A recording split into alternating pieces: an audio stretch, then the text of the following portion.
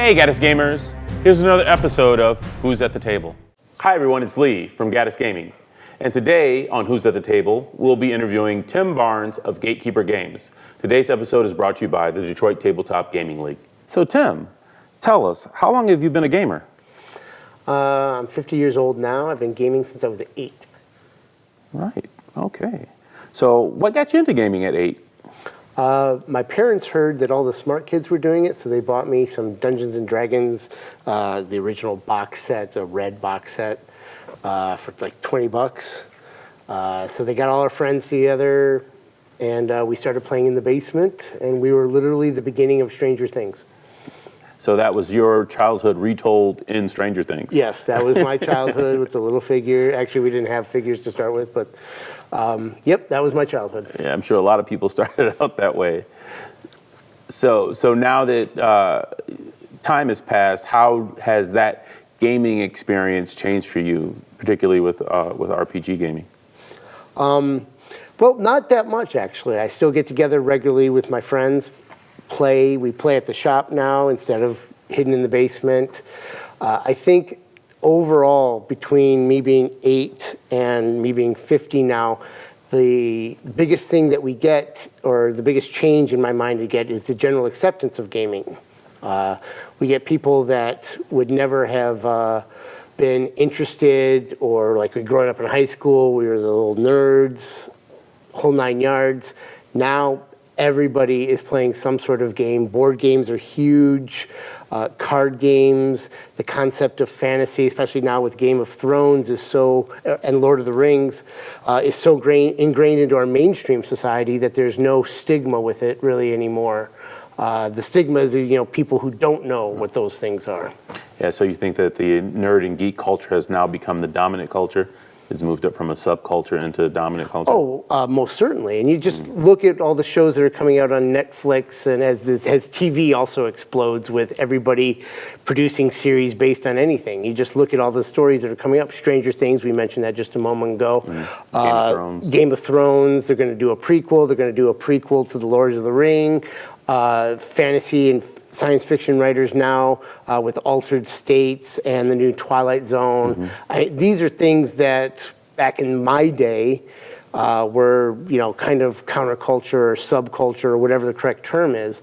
Now, to not know what Game of Thrones is, to be that guy, I haven't seen even one episode. People on Facebook are like, oh my God, you're so, you're like not the norm anymore. Right. So it's flipped. My parents ultimately were correct. It is something that stirs imagination, intelligence, the whole 9 yards. So it is something you should get your kids into instead of teasing them for being into it. Right.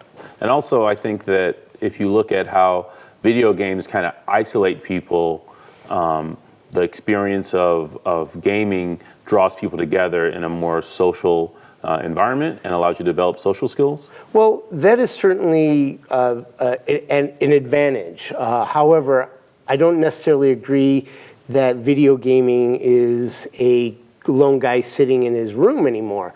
In fact, I don't think much of it was ever really that for the guys who played it extensively. Years ago, I blame EverQuest and the original, the first World of Warcraft. MMOs. These are social games. People are spending hours developing friends. A gentleman I work with moved from Wisconsin to Los Angeles and married a girl he met in EverQuest. So that was the beginning, I think, of getting, flipping the counterculture. Was these video games, because everybody plays video games, it's easy, and then they're talking, and they're discovering, oh look, World of Warcraft is a fantasy world. The next step after that was they started working on the Lord of the Rings movies. These are all, it's a step-by-step process. Now there always is that lone gamer playing in his basement, but there's that same group of people who only play in their basement of the role-playing or tactical games or who just don't go anywhere. That contingent will always exist. It's just 35-year-old guy living in his mom's basement? Right. That guy is, it's not just the 35-year-old guy living in his basement. It's the 35-year-old guy living in his mom's basement who doesn't want to go anywhere. That's a huge difference. People are social. They're discovering the social aspect of these games, even to just the degree that a lot of families get together and, especially in Michigan with winter, have board game nights. Board games are huge. It's a billion-dollar industry. The market on that is expanding even as we speak. People are learning to come together, play, and then now we're like with the video game, the basic concept of I can be Mario jumping around to an orc and World of Warcraft, to Lara Croft. Now they're like, but I want to tell my own story. These are other people's stories. Right. And now they're learning, hey, you know what, there's a game system. I could be a superhero. Yeah. I can be this, I can be that. And it's all just in my mind, just like a computer game, but I have more control than any computer game could ever give me. And when you frame it like that, you can go back to cavemen sitting around a fire telling the stories of the hunt, right? Our RPG is pretty much the same thing. You're telling a story around a campfire, but the campfire involves polyhedral dice and a GM screen and a character sheet, and everybody else is involved in that story. There's always that need to tell a story. That starts with the caveman. Yeah. That was really the beginning of our civilization. Right. Was painting on a wall, telling a story of a hunt, or developing language so that you could tell the story of the hunt like we're talking, and et cetera. And then it just builds from there. The need to tell a story. The written word. The Bible, the first book, and the most printed book. It's a series of stories. Yeah.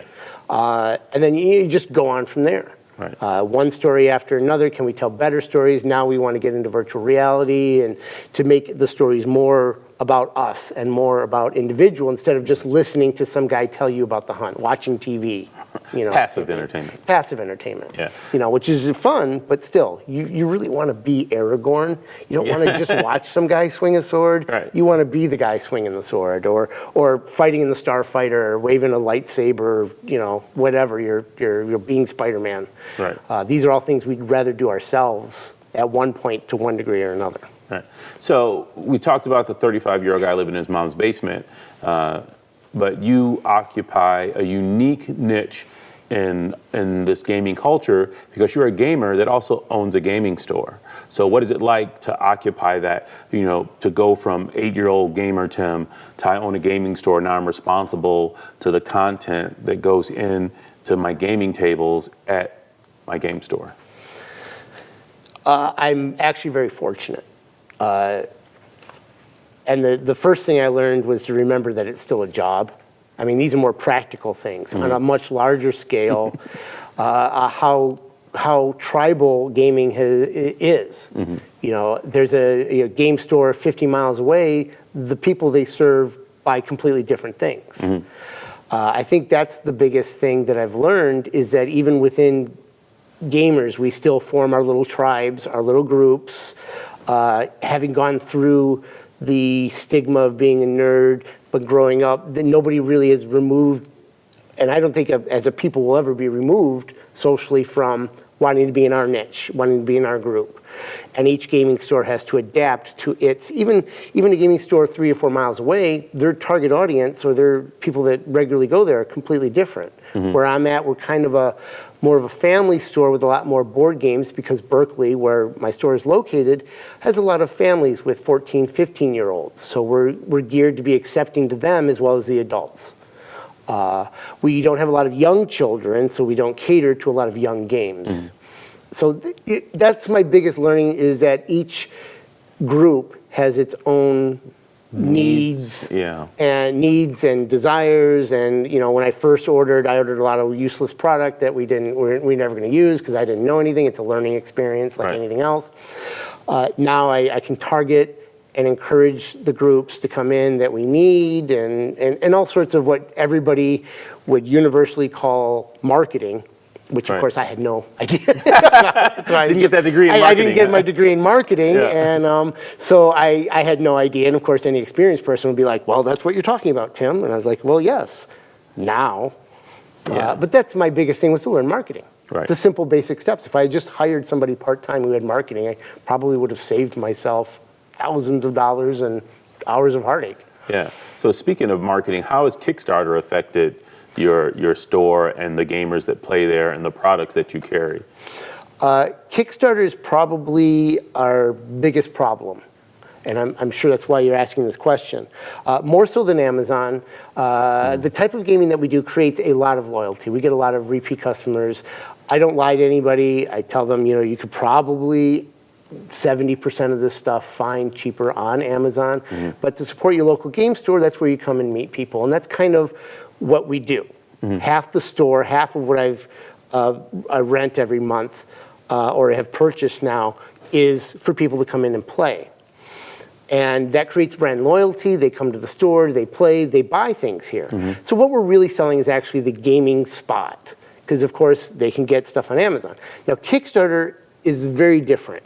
With Kickstarter, the companies themselves have taken the first 3 years of anyone who's going to buy that product, and they give it to them with a lot of extras they don't put at the store level.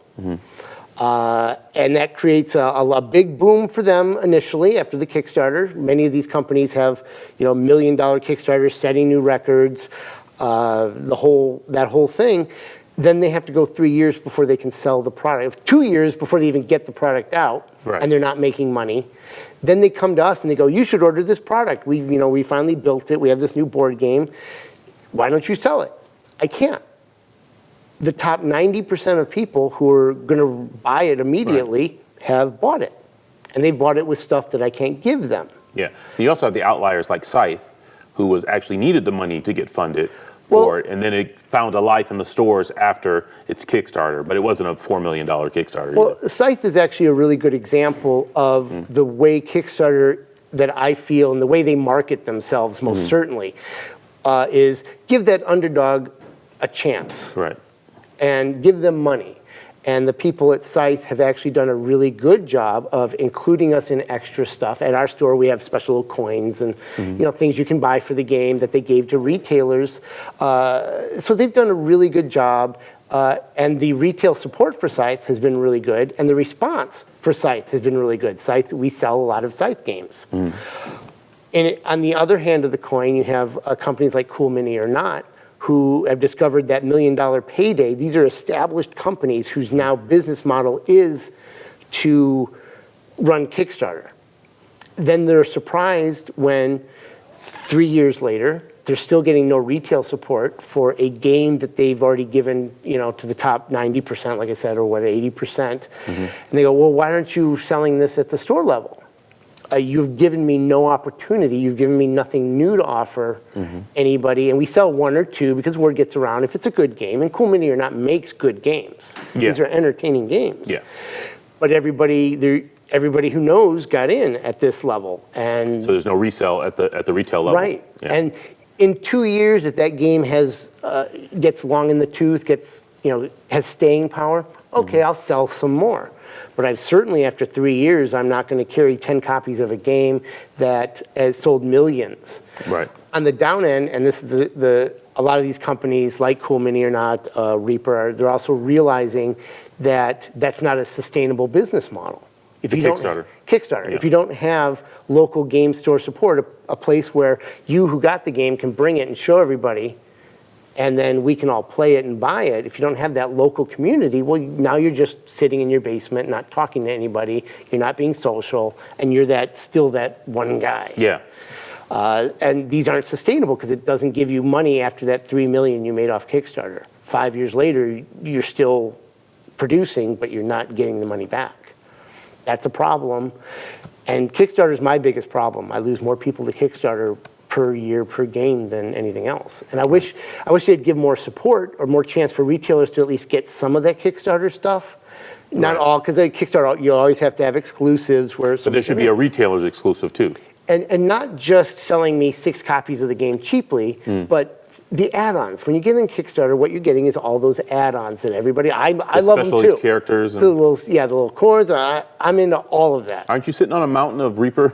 I'm sitting, there'll be another Reaper coming. If it's not at the store right now, there'll be another that I got into personally of a million of those figures. And there you go. So now I'm a store. Now I originally got into the Reaper the Reaper Kickstarters before I was a store. Now I'm a store. Why would I buy those figures? Everybody I know has them because they all got into Kickstarter. I can't sell them if I, bought a bunch. So now what's Reaper going to do, not this year because they have all that Kickstarter money, but Right. next year? Right. I don't know. That's a fine question. So, what do you prefer to play personally at the store when you're playing? Do you RPGs? Is it skirmish games? Is it board games? Personally, I prefer to play board games. Half the time at the store, I'm working as well because we're not very big. I don't have a bunch of people working for me. RPGs are hard. I certainly can't run them if it's a day I'm working. Being in an RPG and working, you know what? I'm not even in the RPG. I'm just kind of in PC. I'm just kind of cruising around and occasionally, rolling some dice. But board games, you can go run up, take care of somebody, bring them back to the board game, talk about the board game. RPGs are harder to get people who aren't involved in the mix without that being the point of that particular game. But board games are great. Hey, look, this is what we're doing. We got our little zombies. We're moving them around. You can come back and talk about it. I can go take my turn. So board games by far are my favorite to play at the store. So currently at the store, what is the hot genre? Is it RPGs? Is it board games? Is it miniatures games? Well, every game store is going to answer that question with Magic: The Gathering, the card game first, because that's the bread and butter. That's just bread and butter. That's how it is.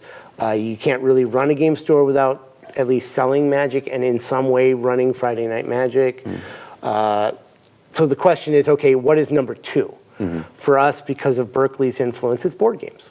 New board games like Scythe, actually. A lot of people that I never would have guessed getting into mech warfare and resource management. That was a big surprise, right? That's a 30-year-old game or more, and it took off like crazy. And people were, just before that launched from Catalyst Games, people were making fun of it because people, there were some outliers who had kept the dream alive, and I heard some people were like, oh, Mech Warrior, that's dead. Why do people still want to play that? And the minute they came out with the new game, it was sold out everywhere. And that's a good example of the unusual people that we have coming in and buying. It isn't just a couple 20-year-old guys, either out of high school and college, whatever, and buying it, which you'd expect. It's like families coming in with 13, 14-year-olds, and they want to play Scythe. Right. And the mother is talking about, her Russian Soviet team, and going on as a whole family with the young kids. And family game night, and here's the games that cater to that. And they're buying this Scythe, and they're not buying Sorry and Monopoly. They're buying Scythe, Catan. And one of our first sale that wasn't a friend of mine, Axis and Allies. Which, flabbergasted me. I thought that I had bought that game just for the old timers to maybe come in and occasionally replace it because they'd lost the pieces or, kind of as a drawing talking piece to those. No, first guy walked in, was like, oh, Axis and Allies, out the door. And I was like, I can't believe it. Not a month has gone by where I haven't sold some variation of Axis and Allies. Right. And they're to families. And people are discovering it. Yeah, and people are discovering, this game from, I think, the 70s, if not 60s. 70s, and it's still selling. Catan, how long has Catan been a game? That game, families coming in, buying the add-ons, the little wooden people, all the extras, and playing Catan. Yeah, and you having a game store with a play area that encourages people to step outside. I mean, every family who plays games probably has a family game night where they sit around and they play at home, right? But you have a space where people can come in and actually sit down and play games and learn new games and have an opportunity to experience games that they maybe normally wouldn't have. And I know I had that experience when I played Zombicide. It's not a game that I would have I gravitated to, or in a genre. It's a board game that's a horror game. Both of those aren't on my go playlist, but having it in the store and playing it allowed me to experience it, and then it became one of my favorite games to come in and play, where you can just drop in, roll up a scenario, and away you go. Well, Zombicide is a great example of why I answered the other question with board games. Because you can literally be halfway through Zombicide, somebody can sit down, and you'd be like, well, here's a character, and you're running and you're playing. The rules are ridiculously simple. Right. Roll these dice, there you go. Betrayal at House on the Hill, another super popular game. Everybody gets the basic horde tropes that it's based on. And you're off and running. Yeah. And you can lure people those into the gaming room that wouldn't necessarily want to sit down like yourself. Yeah. You're like, I don't want to play a board game. You're a tactical guy. That's great. But there you are going, wait, there is tactics here. There is something for me here. And who doesn't like killing zombies? Loot the room. Loot the room. Loot the room. Find an axe. Kill a zombie. You know? Killing zombies seems to be fun. Also, so what games do you think are underrated that you think that you wish more people would play at the store? There's a game called Shadows of Brimstone. I don't think there's enough people playing that. It's an expensive game because there's lots of minis in it. Yeah. That one I think gets underplayed at the store. Zombicide, we play that, so that gets played a lot. But if it wasn't for us, not enough. I would like to see more role-playing groups, but we're limited in space right now. We have the new store opening up, and we won't have that, but I'd like more role-playing groups of different types, superhero role-playing, science fiction, things like that. We've got the obligatory Pathfinder games. Yeah. We had a Call of Cthulhu game. So games like that.